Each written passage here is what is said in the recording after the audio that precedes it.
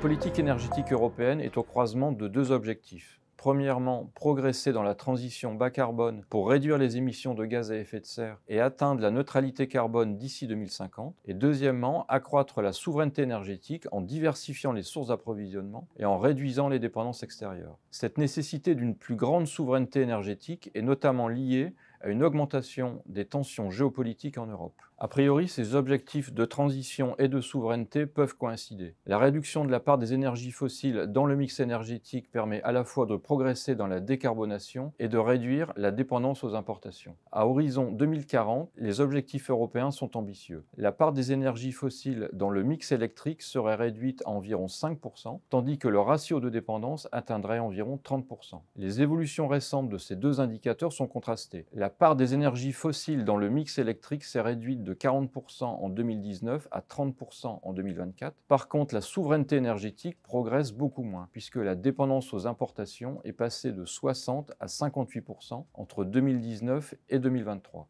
Trois éléments pourraient contraindre la réalisation de ces deux objectifs. Premièrement, la baisse de la part des fossiles dans le mix électrique depuis 5 ans est liée au progrès de la transition, mais aussi à certains facteurs conjoncturels, tels que la forte hausse du prix du gaz sur le marché européen en 2022. À moyen terme, les prix du gaz pourraient être orientés à la baisse. En effet, les capacités d'exportation de GNL dans le monde devraient augmenter d'environ 45% d'ici à 2030, provenant notamment des États-Unis et du Qatar.